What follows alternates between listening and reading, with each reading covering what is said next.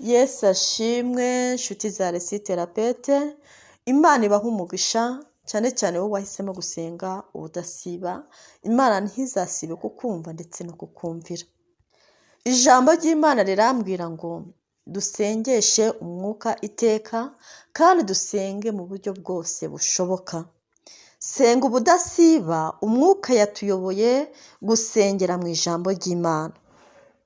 Twibukiranye ko mu ijambo ry'Imana ariho hari amasezerano yacu, niho hari ubutunzi bwacu, niho hari ubuzima bwacu. Iyo usomye ijambo ry'Imana warangiza ukarisengeramo, uba ufashe ibidafatika ukabigira ibifatika, uba ufashe ibitagaragara ukabigira ibigaragara, uba ufashe isezerano ryawe ukaryambika umubiri, uba ufashe ubutunzi bwawe ukabwambika umubiri. Niyo mpamvu natwe tugiye kujya tubikora buri munsi. Tuzajya dusoma ijambo turisengeremo, tuzahera mu itangiriro kugeza mu byahishuwe. Umwuka azatuyobora buri munsi uko tuzajya dusenga ubudasiba. Ntuzasibe, ntuzacikwe no gusohorezwa amasezerano yawe yuzuye muri kino gitabo cya Bibiliya mu izina rya Yesu. Reka isezerano ryacu ry'umunsi turisange mu itangiriro igice cya 41. Igisomo cyose kirangize mu izina rya Yesu.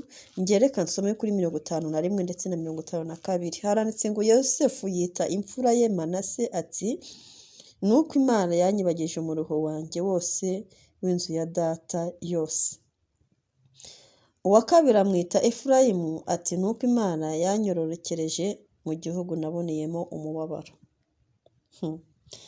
Imana, dufite Imana ishobora kugukuraho umuruho uwo ari wo wose waturutse mu miryango y'iwanyu. Abanzi wagize muri ropase yawe, abanzi wagize mu buto bwawe, abanzi wagize baturutse iwanyu, Imana ijya neza ibakwibagiza, ikakwibagiza umuruho. Ibyo bituruka mu kubaha Imana. Yosefu kubera ukuntu yakundaga Imana, yari ari mu mwuka w'Imana. Twayibonye muri kino gice aho yamaze kurotora inzozi z'umwami. Umwami akavuga ngo ese tuzabonaho umuntu ufite umwuka w'Imana nk'uyu. Iyo ufite umwuka w'Imana mwene data, igihe kiragira ukibagirwa umuruho. Iyo ufite umwuka w'Imana ugendana n'Imana. Yosefu kubera gukiranuka yanze kuryamana n'umugore wa Potifari, bimujyana muri gereza. Ageze muri gereza akomeza gukiranuka kubera umwuka w'Imana yari umuriho. Arotora inzozi, azuroterera umuntu udashima, aragenda aramwibagirwa. Ariko igihe kimwe kubera gukorana n'Imana, kugendana n'Imana, kubaha n'Imana, Imana iteza izindi nzozi ibwami, habura izisobanura. Umwami kugeza igihe bamubwira ati mu nzu y'imbohe hariho umuntu wagufasha, batumiza Yosefu. Yosefu araza asobanura izo nzozi. Izo nzozi nizo zamuhesheje uyu mugisha wo kubagirwa umuruho. Izo nzozi yasobanuye umwuka w'Imana gusa, ubwenge bw'Imana gusa, igikundiro cy'Imana gusa, kugendana n'Imana gusa, nibyo byatumye yibagirwa umuruho. Yita imfura ye Manase ati, Imana unyibagije umuruho. Uwa kabiri amwita Efurayimu. Imana yamwororokereje mu gihugu yababariyemo. Ahantu wababariye Imana yahakororokereza. Muri babandi bakubabaza ku munsi ku wundi, Imana yahaguhera umugisha bakureba, ukabazamukana bakureba, ukabyara ukororoka bakureba, ugacuruza ukunguka bakureba, ukagira urugo rwiza mu izina rya Yesu, abana bagatsinda bareba, ugakomeza gukomera, ukarushaho gukomera bareba, kubera imbaraga z'Imana, kubera ubuntu bw'Imana, kubera umwuka w'Imana, kubera gusenga ubudasiba, kubera guhitamo gusenga, kubera guhitamo kugendana n'Imana. Imana ijya ibikora, ikaduhesha ijambo aho bari twambuye, ikaduhesha agaciro aho badusuzuguraga, ikadusubiza ubuzima aho bumvaga tugomba gupfa. Imana irongera ikabikora mwene data. Uyu nguyu Yosefu nuko byamugendekeye. Igihugu bamufungiyemo bakamugira umuntu usuzuguritse cyane, nicyo yabereyemo umutware. Arangije arabirokonesa, aravuga ngo Mana unyibagije umubabaro. Aragize ngo Mana urakoze, arashima Imana. Ngubu kwita umwana we ariya mazina ni nk'igihango yari akoze, ni ukuvuga ngo yari ashimye Imana mu buryo butibagirana, yari ashimye Imana mu buryo butibagirana, yafashe amashimwe yagira ubuzima bwe bwose, aravuga ngo Mana ndagushimiye ko umuruho w'iwacu wawunyibagije, kandi ndagushimiye kaho nababariye utumye makomerera. Imana igira neza, ni uburyo bwo gushima. Nawe ndakwinginze nonaha tugiye gusenga Imana, Imana imara imiruho nawe uyikumare, Imana ikwibagiza ibyakubabaje bya kera, Imana igukomerereza aho ngaho wababariye, Imana ihakunezereze, ariko nawe uzabizirikane. Igihe nikigera uzabizirikane, uzavuga ngo Mana ndazirikana wangiriye neza, wangiriye neza aho nagombaga gukorwa n'isoni, wahamereye izina ryiza, wahamereye icyubahiro, izina ryanjye wararyubahishije, ntabwo watumye nandagara, kandi bari basamye bari kureba ko ndi bwandagaye, ariko ntabwo babibonye. Nawe uzabirekonese, ndakwinginze, ugiye kubisaba Imana, Imana irabikora, iranabikora, ntabwo bitinda. Aka kanya imiruho yawe ya kera iribagirana, imibabaro ya kera irakuvaho kubwo gusenga ubudasiba no kubaha Imana, ariko nawe uzabizirikane, uzambabarira ubizirikane, ndakwinginze uzabizirikane, ntuzabyibagirwe, abana bawe bizabagereho. Yosefu yahisemo kubitransimeta mu bana be, Yosefu yahisemo ko n'abana be bazabimenya, Yosefu yahisemo ko n'abuzukuruza be bazabimenya kubw'iby'Imana yamukoreye. Nawe ubikore mu izina rya Yesu wa Nazareti. Ifatanya nanjye gusenga.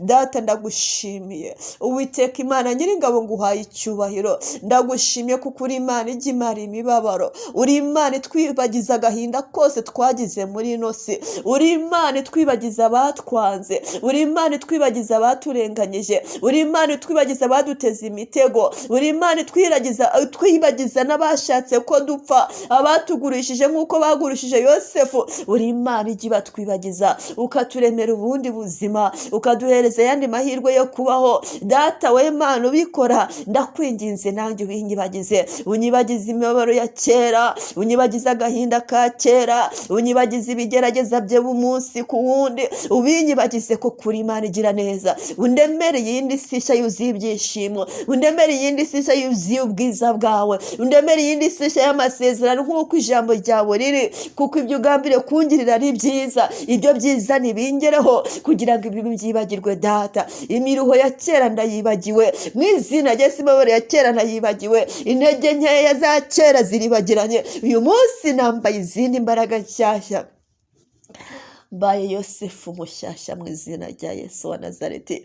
Mana ndakwinginze, aha hantu nababariye, aha hantu nababariye, aha hantu babonye amarira yanjye, aha hantu babonye amayesheke yanjye, aha hantu babonye ncuruza ngahomba, aba bantu babonye nsenya urugo, aba bantu babonye ngira amadesebusiyo, aba bantu babonye ndi kurira, aba bantu babonye intege nke zanjye. Data Kristo mwiza, bazongere babone imigisha wampaye, bazongere babone byagenze neza, bazongere babone ndi uwa mbere nabaye umutwe nka Yosefu, uzongere ubampere ume ijambo hagati muri bo, uzongere ume ijambo muri bo, uzongere ume urugo rwiza muri bo, uzongere ume bizinesi ikomeye, uzongere Uwiteka Imana Nyiringabo, Kristo mwiza, wongere ungirire neza, aho babonye ndira babone seka, kuko uri Imana ijya ibikora. Ibyo wakoreye Yosefu nanjye byangeraho, wamukuye mu nzu y'imbohe ujya kumugira minisitiri w'intebe,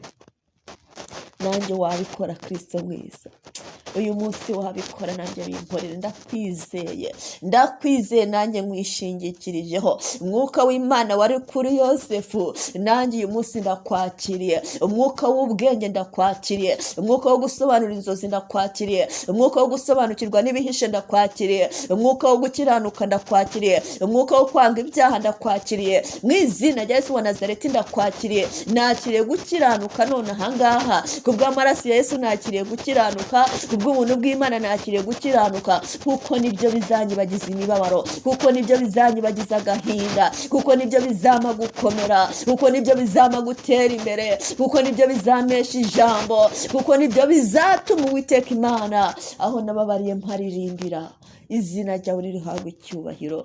Urakoze Kristo mwiza koko ubikoze. Umunsi uzabikora nanjye nzatanga ituro ry'ishimwe, nzabibwira abana banjye sinzabiceceka. Mu izina rya Yesu, ba Efurayimu banjye bazayibona, ba Manase banjye bazabimenya, abuzukuru bazabimenya. Sinzabiceceka, nzabivuga. Igicaniro ntago kizazima. Nzamamaza ineza yawe, nzavuga ineza yawe mu izina rya Yesu wa Nazareti, kuko ibyo uzaba ukoze ntabwo bizaba bisanzwe, ahubwo bizaba bidasanzwe, kuko uzaba umbereye Imana idasanzwe. Nanjye nzabivuga mu buryo budasanzwe, isi yose izabimenya kuko uri Imana igira neza. Ndagushimiye kuko ubyemeye, kandi mu izina rya Kristo Yesu bimpaye none n'iteka ryose, mukunzi mwiza.